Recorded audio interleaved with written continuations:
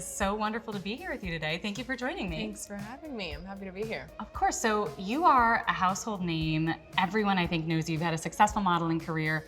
What made you want to take the leap into entrepreneurship?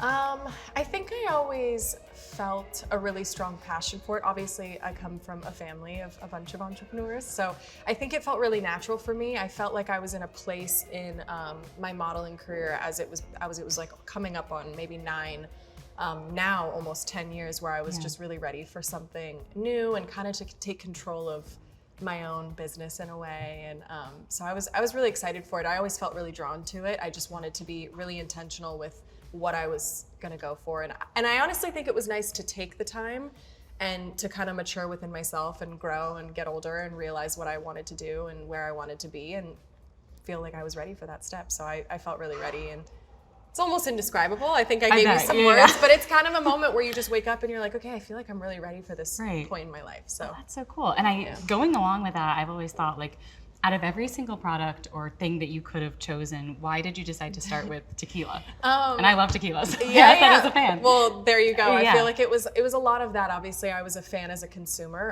of tequila, and so I really loved it. And when it's, to make a long story short, I guess it was something that was always, my mom and my dad drank it all the time growing up. I always heard about it, and then, as I got older and I would start drinking it, I kind of was like loving playing around with, as a consumer, tasting different tequilas, loving different tequilas, kind of just loving the space, again, as a consumer, not knowing too much about the ins and outs of it, and found myself really excited about it and really passionate about it I call it destiny. I'm just like, I don't know why, but it also, all of a sudden, kind of, I fell in love with it. I fell in love with the space and really was kind of looking at all angles. And then one day thought it would be really fun to have a tequila for me and my friends. It kind of started there as this smaller idea.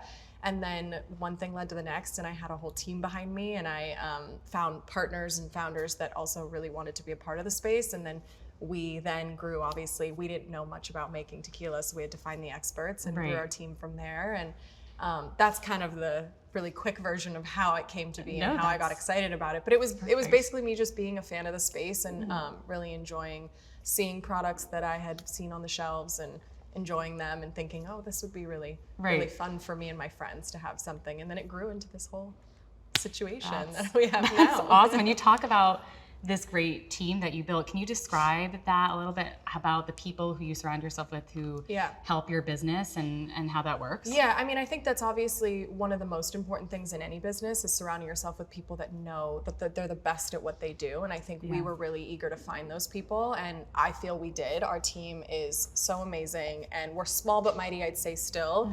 And we definitely started really small but mighty, but we really went after some big players, I guess, in the industry who've been around for 40 plus years, who really know what they're doing. And I feel very lucky and blessed that they took the leap of faith and the jump, and they took the risk to come be with us on our team. And it's just really worked out really well. And I lean on them for so much information and so much knowledge, and I've learned so much from them. So I just feel really grateful to have had them on our team. And it's been really cool. That's awesome. And there's so many of these celebrity tequila brands out there, Rita Ora, George Clooney, The Rock, a lot of different people.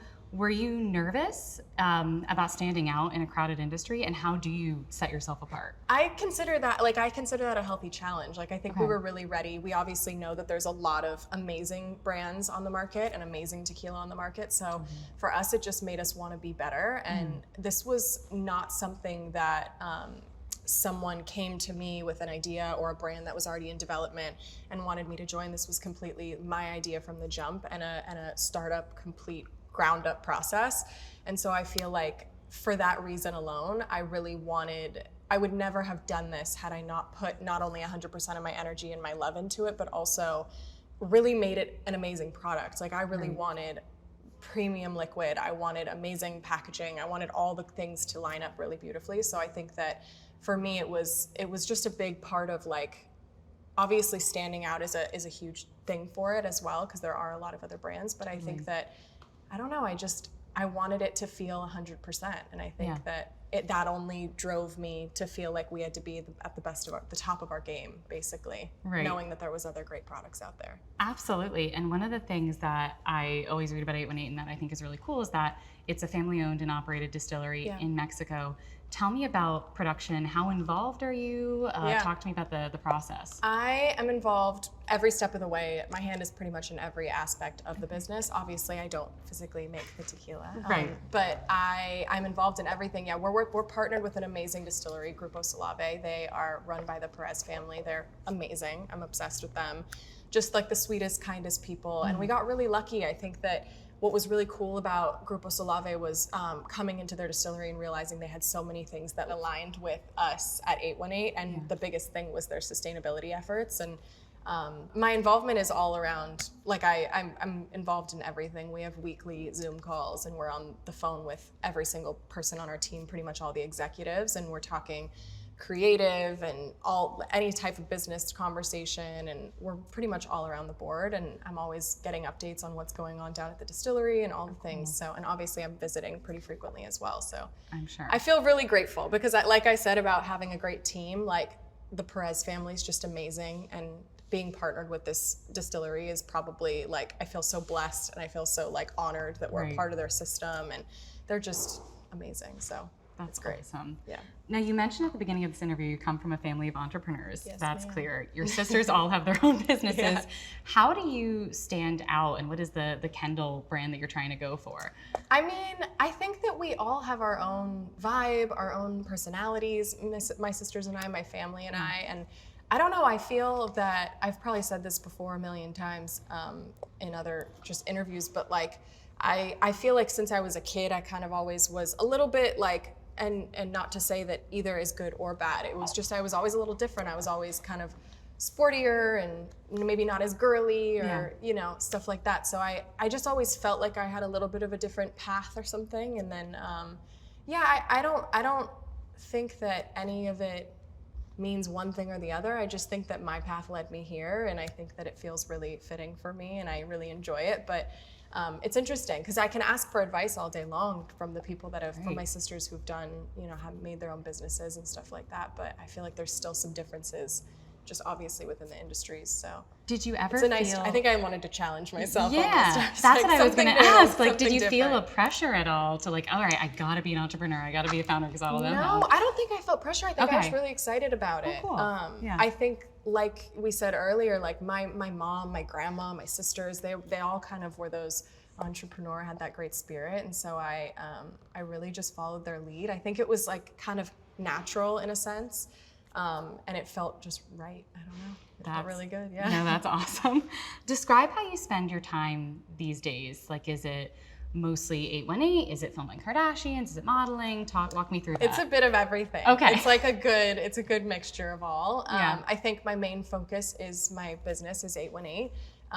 But I still have so much fun modeling and doing all those amazing things. So I think that I find time for everything. Sometimes it gets a little overwhelming, aka maybe these next couple of weeks. But I really don't take it for granted, and I think that I love working and I love staying busy, and so I really enjoy it. And I'm a lucky gal, and I get to do all these fun things that were dreams of mine since a young kid. So I'm really happy. That's amazing. And speaking of things you do, everyone knows you love horses, and that's a hobby of yours. Is there any little known thing that people don't know about you that you do in your spare time? I'm like a big chiller. I don't really do much. Chilling is great. I chill. Yeah. I love sporty things. Like I love anything because I feel like I just kind of grew up a sporty gal. I love getting outside, and I don't know. I'm trying to think of anything sporty. We ride around and we do like wake surfing, like at this lake where we go. It's just like all this fun stuff. So I just love anything adventurous and outdoorsy, but like that's I'm fun pretty though. boring. I swear, I'm pretty boring. Well, that leads into my next question. It's like, I feel like, you know, you've been sharing everything your whole life. Is there anything that's too personal that you're saying, like, I won't share this at all? Yeah, I mean, I have a lot of that. I'm like very much, I like to keep private stuff private, personal stuff private. Like I don't know. I've always kind of been that way. Even since I was a kid, like before anything, like I just always was kind of like, it's my business and nobody else's. So it's just always kind of been my motto. Speaking of that, I think people also, again, feel like they know you because they see this one side of you that's out there. Is there a part of you that people don't see that you wish that they saw? Yeah, I mean, I think that that's kind of the tricky part about wanting to keep a private life is I think it gives more room for people to create a narrative for you and think that they can kind of put you in this place or in this box and be like, okay, she's this girl, because maybe they've seen one or two things that they think has convinced them of an entire lifestyle of mine. So that can get frustrating, I think, at times when you're like, it's not accurate whatsoever, but it's okay. So I think that that's where I get a little conflicted in like, okay, I want to be as private as I possibly can for my own sanity and mental well-being. And it just makes me happy, I think, to keep things sacred and safe. So and then I'm like, okay, well then that also leaves a little bit more room for people to create their own narratives. But I think I've accepted that, and I know that the people around me and the people that love me and the people that I want to know those things about me, my quirky side, my silly side, my freaky weird sides, like all those things, I think that all my special people around me know, and I'm happy with that. That's all you can ask for, honestly. Exactly. And famous families, they come and go, but none has really had the viral staying power that your family has. Why do you think that is? I don't know. I guess I think that it's obviously a special kind of maybe once in a few decades, once in a century thing, but it's obviously, there's something. I mean, it's like hard for me to answer that question, but we're wild and we're funny and we're crazy, but at the same time, I think behind it all, like the main energy behind it all is love, and we just like have so much love for each other. We stand by each other, and I think that maybe that's it. I can't really fully answer the question. No, that's a good thought. I guess that's what I try and equate it to, I guess. So for a lot of the under 30 founders that I talk with, a big problem is imposter syndrome. They don't feel like, I'm empowered to be a founder, I'm too young, I'm too X. But you, it's times 100 since you're in the public eye. Did you ever feel this way, and how did you get around that? Yeah, I think I feel it a lot. I think there's a lot of pressure being one in the spotlight, but then also obviously running a business of your own. So I think that I've felt that at times for sure. I think I always try and, like, I'm, as corny as it sounds, I'm a big affirmations person, so I'm always trying to talk up to myself and talk kindly to myself and remind myself that I'm worthy of all the things, and that everything is placed in my life for a reason, and all the things. So I feel like, and I do feel prepared. I do feel really, like, kind of what I was mentioning in the beginning, I feel like a lot of where I was in my life when I made this decision was at a place where I felt like I was ready. Right. And I also felt like I was just meant to be here at that time. So sorry to get a little spiritual, but I just feel like that those feelings genuinely helped me get through those moments of imposter syndrome. And I think, That's helpful. Hopefully that's great. And I think that if you weren't already famous, if you weren't already a celebrity, do you think you would have still gone and been an entrepreneur? Yeah, I feel like I have kind of that like work fighter mentality, and I think that I have a lot of drive in that sense. So I do think that probably something would have come along. I think about that all the time because I'm like, where would I have been had I not been doing this? And there's never really obviously super clear answers because it's the unknown, but I do feel like I'd probably have some sort of, I don't know, I'd be like in interior design or something. I like love that kind of stuff. So I feel like just naturally I maybe would have ended up somewhere like that, Right. but That's who knows? really cool. Yeah, you never know. Yeah. Do you have one business rule that you operate by always, no matter what? I think a lot of it has to do with like trust your gut, and I think that also surrounding yourself, which we've also kind of talked about a little bit here, but surrounding yourself with people who you really trust and who you feel really like specialize in a certain place that you might need that like uplifting help. And I think that, just the pros and like people that are really smart and want to feed you great advice and have your back genuinely, I think that that's all super, super important. So your environment and all the things, but also your gut. That's probably the biggest thing for me, is following my gut. That's a great piece of advice. And speaking of business, so for you, your family is really, synonymous with business.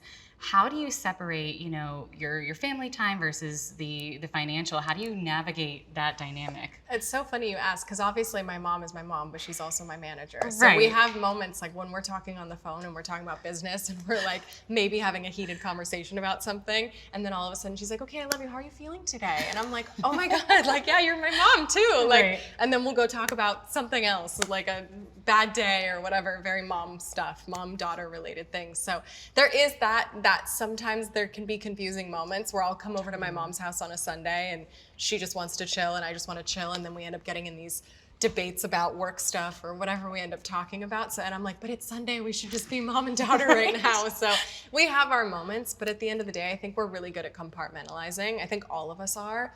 We're all pretty pro, not to toot our horns, but we're pretty pro, and I think we get the separation between like work, fam time, and business time, and all those things. That makes sense. Yeah. And speaking of you and work and brands, so 818 is definitely your big business, but the other business I think is you as Kendall. Mm-hmm. How do you decide which brands and posts to be sponsored, or who do you decide who to work with? That's also very intentional for me. Like I find myself to be a very intentional person. So anytime I'm like working with a brand or creating a brand or just doing something that is genuinely me, obviously everything has to feel super authentic to me, but again, super intentional. Like I don't want to do anything that doesn't align with my vibes or my morals or my feelings and things that really make me feel good and make me feel like getting excited to wake up in the morning. And I had to work to get to that place. It wasn't always that easy. I can't just say yes and no to everything. I can't say no to a lot of things, especially 10 years ago when I was starting. You know, it was a lot of yeses and a lot of not only feeling grateful to be in that position, but just feeling like, you know, I wanted to build up my portfolio and my career and all the things. But now I think I have the blessing of being able to say, okay, does that align with me? And I wake up a really happy person because of that. And so that's been something that I, you know, kind of had to find. I don't think that came super naturally. There was a rough patch where I was like, I'm saying yes to a lot. Do I need to say yes to all this? Right. And so finding that happy middle and finding the blessing in that is also really important for me. That's great. And talk to me about what's coming up for you next in 2024. What projects excite you right now? I mean, I have stuff on the rise for sure, and I'm very excited about a lot of things. But I'm also I love to live in the present, and I think that I'm really just trying to hone in on, obviously, although 818 is 2.5 years old, I'm trying to also still live. She's pretty young. She's a baby.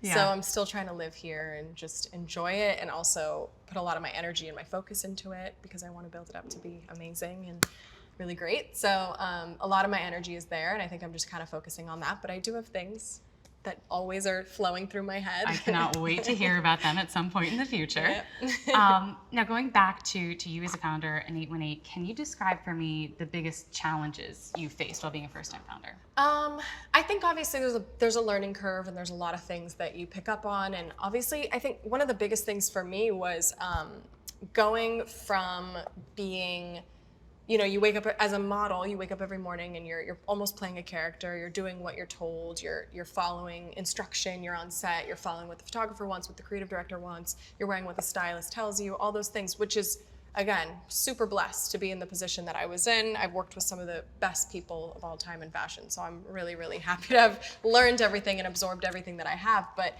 I think what was really cool and a bit of a learning curve, and it kind of goes into that like imposter syndrome thing where I was like, oh wait, I'm the boss? Like, when I started 818, it was a little bit like, oh my God, like I can call the shots. I can say this. I can make the bottle look like whatever I want the bottle to look like. And I can have the liquid taste the way that we all love the liquid to taste. So it just felt cool to be kind of in the captain's seat for a second. I mean, not for a second, I'm still there, but it felt nice to be in the captain's seat. And I think that was a big shift for me. There was obviously a learning curve. And then also recognizing that being the leader and being the boss, I guess, was also setting a tone for the rest of the team. And so, you know, having that positive energy walking into a room and having that good vibe is always going to like end up reflecting on the entire team and what comes out of the product and all the things. Definitely. So yeah, not it's been easy really to be a founder. No, but it's been really, really cool and such an experience. And there's challenges and obviously, like being a female founder in a predominantly male-dominated space, like all those 100%. Things have obviously affected certain things, but we take those as like positive challenges, and we just want to become, we strive to be the best version of ourselves at 818, and like, it just honestly sets the bar higher, and we like love those kinds of challenges. So, yeah. So you touched on this a little bit, but speaking of challenges, I know when you first launched the brand, there was some criticism about cultural appropriation. How did you navigate that, and how would you address those critics today? We obviously learned, we take notes, and we move forward. I think that we addressed it at the time, and we learned from that experience, and we love the consumer feedback and all those things. So we really took the time to recognize and moved forward, and only wanted to better our brand from that. So awesome. And Kendall, I have 2 more questions for you. The first being, if you could go back in time and tell your younger self something before Keeping It with Kardashians premiered, what would you say to the Kendall then? What advice would you have? I think advice would be like, stop and smell the roses when you can, as cheesy as that sounds. But I would also tell her that, like, enjoy the ride. It's gonna be like a beautiful one. There's gonna be ups, there's gonna be downs, but like everything's gonna be okay in the end. And yeah. Amazing. Good advice for anyone, honestly. Yeah. And finally, ending on a bit of a lofty one, what do you want your legacy to be? Oh my gosh. I know. I mean, obviously that's a very deep question, and I'm sure people have given way better answers than I'm about to give. But I think that, again, my corny quotes probably, but like, I think, like, I want to uplift people. I want people to feel a positive feeling when they hear my name, see my face. So I think that overall, just happiness and well-being is like all I would want from anyone who has any love for me anywhere, and who remembers me down the line when no one cares about me anymore. I just hope that like it's all positive and all good vibes. And I think that yeah, I just want to. Yeah. Peace and love. Peace I and love love. it. Well, thank you so much, Kendall. I appreciate it. Thank you.